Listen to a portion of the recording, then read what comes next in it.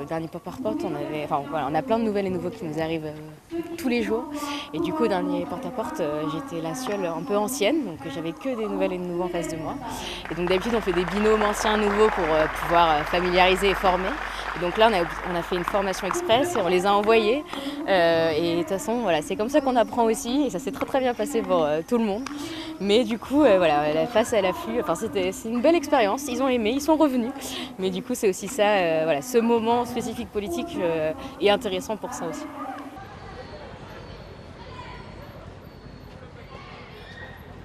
Et c'est une belle dynamique et ça fait du bien. Et de toute façon, il va falloir continuer, même si le Rassemblement national arrive est majoritaire, il va falloir manifester.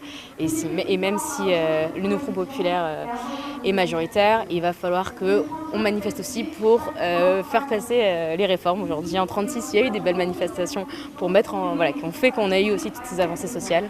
Et on sera là après le 8.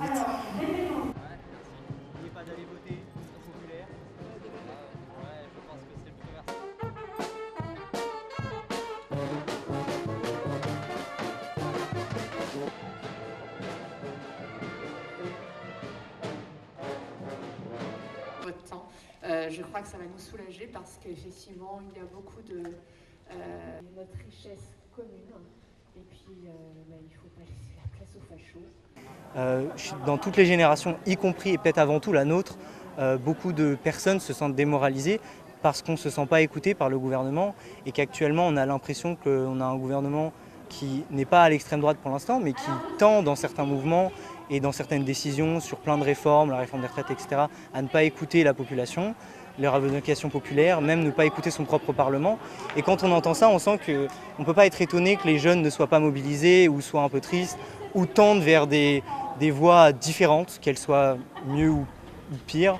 Pour Oasis, c'est une très belle réussite, on en a plein d'autres et on continuera parce que... Aujourd'hui, face à toutes les problématiques qu'on a, face à la possibilité de voir l'extrême droite au pouvoir ou encore de ravoir le même gouvernement qui fait une politique qui ne nous convient pas, en tout cas qui ne convient pas à beaucoup de gens, et je trouve que c'est le moment idéal pour se mobiliser, à la fois pour se protéger de dangers vis-à-vis du Rassemblement national et en même temps pour porter d'autres valeurs, des valeurs plus écologistes, des valeurs plus sociales et pour essayer de faire avancer finalement la France dans un bon sens. En tout cas, et je sais qu'il y a plein de gens qui sont motivés, donc j'avais envie d'être là aussi pour montrer qu'il y a des gens motivés, pour essayer de convaincre les autres, à ma petite échelle en tout cas, tant que je peux. On a l'habitude dans le 12e, il y a 12 ans de lutte, et on a l'habitude de se retrouver sur des combats, des fermetures. Avant qu'elle s'en aille, je voudrais remercier Emmanuel Pierre-Marie.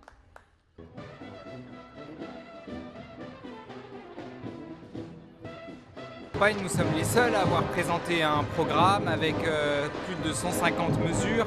Nous avons présenté aussi le financement de notre programme, donc s'il y a bien des gens sérieux dans cette campagne des élections législatives, c'est nous. Alors évidemment, un certain nombre de gens qui défendent l'intérêt d'une minorité cherchent à diaboliser la gauche, à expliquer qu'elle est coupable de tous les maux.